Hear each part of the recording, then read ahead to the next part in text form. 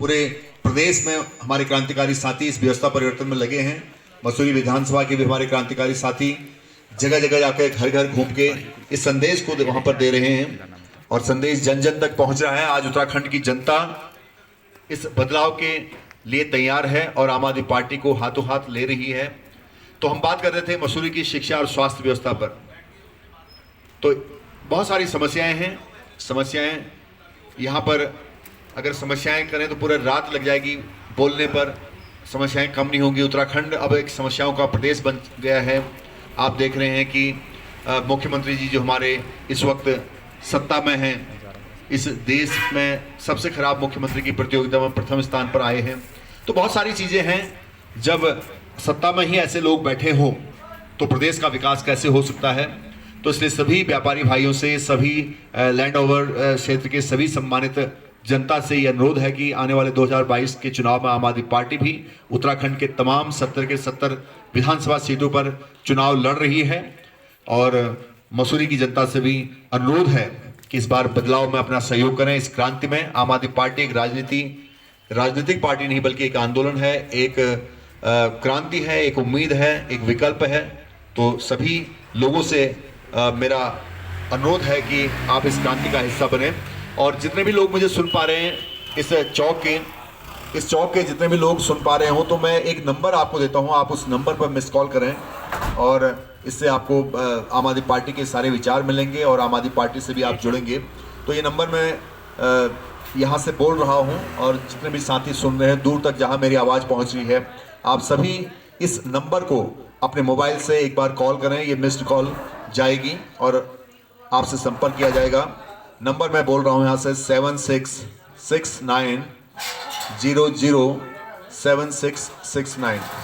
Number फिर बोल रहा हूँ 7669007669। मैं एक बार फाइनली फिर नंबर बोलता हूँ 7669007669। तो आप सभी लोग अपने अपने मोबाइल से इस नंबर को डायल करें। ये मिस्ड कॉल होगी और आपसे संपर्क किया जाएगा। एक फॉर्म इसमें आएगा, आपको एक लिंक आएगा, उस लिंक को आप प्रेस करेंगे तो एक फॉर्म में जाएंगे जहां अपनी डिटेल आप भरेंगे तो आप सीधे तौर पर आम आदमी पार्टी से जुड़ेंगे। हमारे साथ यहाँ पर एक बहुत ही मतलब मैं तो कहूँगा कि पूरा मसूरी नहीं बल्कि उत्तराखंड के चर्चित सम्मानित व्यक्ति मेरे नज़रों में ओमी स्ट्रीट के हापुड़ वालों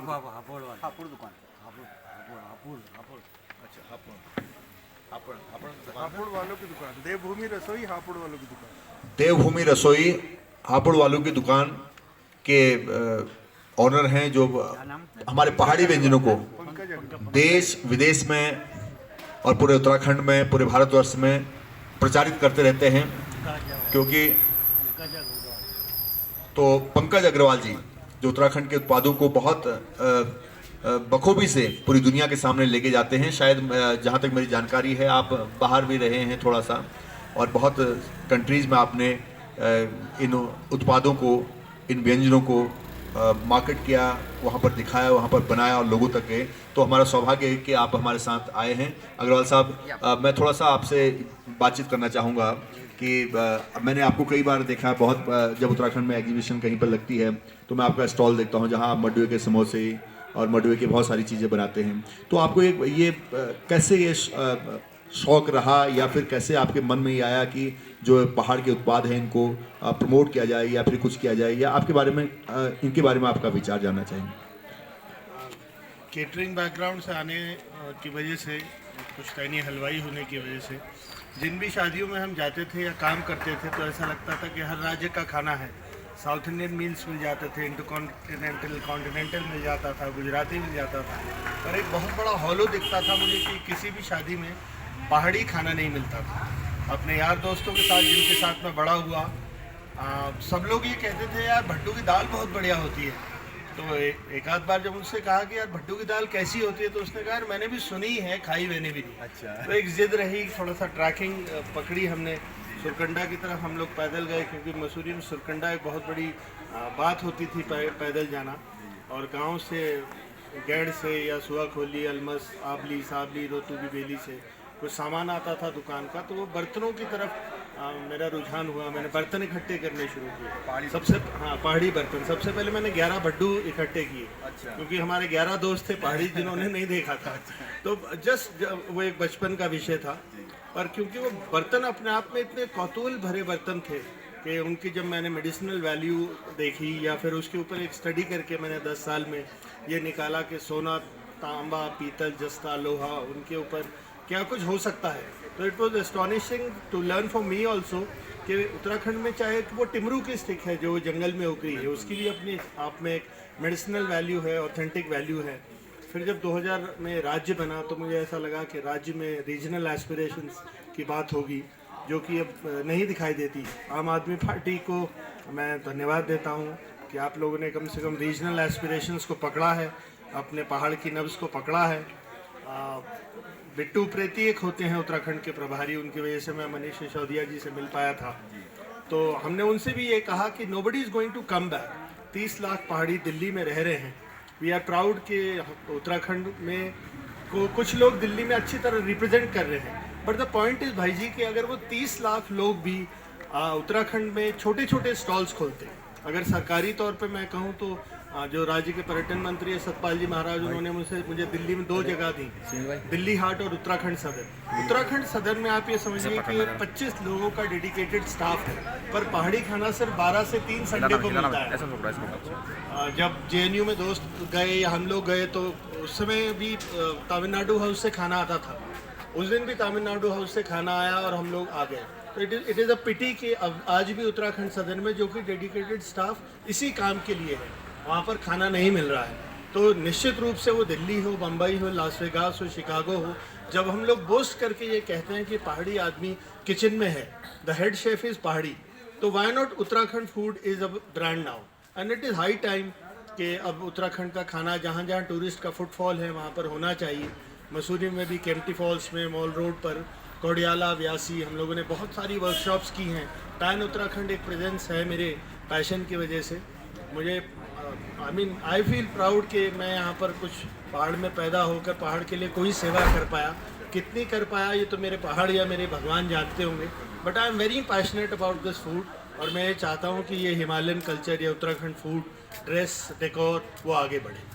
बहुत बहुत धन्यवाद अग्रवाल साहब। मैं एक चीज़ और आपसे बात करना चाहूँगा। आपकी ड्रेस जो है, मैं अक्सर देखता हूँ आपको इस ड्रेस में होते हैं। आपकी बेटी भी पहाड़ी ड्रेस में रहती है और कई बार घूमते हुए नज़र आते हैं इधर उधर। तो ये तो बहुत अच्छी बात है कि मुझे नहीं लगता कि कोई भी आज उत्तराखंड में आपकी तरह रह रहा होगा और पहाड़ी उत्पादों को इतना प्रमोट कर रहा है या पहाड़ी कल्चर को इतना प्रमोट कर रहा है। अब मैं समझता हूँ कि आप जैसे लोग अगर उत्तराखंड में अगर 1-2 भी अगर को अलग अलग कोने में हो जाएंगे तो मैं समझता हूँ कि उत्तराखंड की जो ब्रांडिंग है, फूड की जो ब्रांडिंग है, वो बहुत ऊंचाई पर जाएगी। आज हमारे पास आप ये देखें, मैं आपको एक एग्जांपल बताऊं। हरसिल एक जगह है, आप जानते हैं, वहाँ का जो एप्पल है वो श्रीनगर की बेस्ट क्वालिटी के मुकाबले का होता है, लेकिन आज दुर्भाग्य से वो एप्पल हिमाचल के टैग पर बिकता है। लेकिन हमारी सरकारों ने पिछले 20 साल में ये भी नहीं कर पाई कि अपना कोई ब्रांड बना पाए। तो एक बहुत वो रहा। मैं इस ड्रेस के बारे में भी और इस बारे में भी आपके विचार जानना चाहूँ। मैं माइक आपको दे रहा हूँ। भाई साहब, हम लोगों को कहीं ना कहीं अपनी सोच पे फुल स्टॉप लगाना होगा। जब हम हिमाचल से अपना कंपैरिजन की बात करते हैं तो हिमाचल में फ्रूट शुरू होता था सेब से, और उत्तराखंड में हमारी जो पैदावार है वो शुरू होती थी काफल से। तो निश्चित रूप से हमें कहीं ना कहीं ये मानना होगा कि काफल और कंडाली दोनों जंगली पैदावार है। तो एक सोच पे फुल स्टॉप लगाकर हरसिल में जब हम लोग उस क्रॉप को लेकर आए थे तो हमने कभी सोचा भी नहीं था कि हरसिल में सेब इतना अच्छा पैदा होगा। पर आज हरसिल का सेब अगर हरसिल में पैदा होकर हिमाचल के नाम से उसकी ब्रांडिंग हो रही है तो ये भी एक सीखने का विषय है। तो let's all put a full stop on our whatever thought process which was a part of our now. एक नई सोच के साथ हम लोग आगे आए। जहाँ तक ड्रेस की बात है, इस ड्रेस को पहाड़ में खासकर टिहरी की ये ड्रेस है, मिर्जाई बोलते हैं इसे। और हम लोग देखें कि फैब्रिक और सिलाई का थोड़ा सा फर्क रहा था। ये मिर्जाई जब रॉयल हाउस में नहीं, कलावंत समाज ने इसे पहनना शुरू किया तो इसमें तनी थी। तो जब ये मिर्जाई करीबन 15 साल पहले मैंने पहली बार बनाई, यहीं हरिदास एक टेलर हैं, तो अगले दिन एक वर्कशॉप थी मेरी, तो मैंने उनसे कहा मौसा जी इसमें जेब नहीं है। तो उन्होंने कहा जेब तो होती नहीं थी मिर्जई में। तो जब मैं टिहरी गया और उन बुजुर्गों के साथ बैठा, मैंने पूछा कि टिहरी इसमें मिर्जई में जेब क्यों नहीं होती, क्योंकि आज की तारीख में बिना जेब के तो चलो मोबाइल भी रखना हलवाई के होते हुए रात तो हम लोग ऐसे पूछ सकते हैं, पर आपको पर्स और मोबाइल रखना है। तो कितनी बढ़िया बात उन्होंने बताई मुझे कि मिर्जई जब टिहरी में हुई थी तो बार्टर सिस्टम था।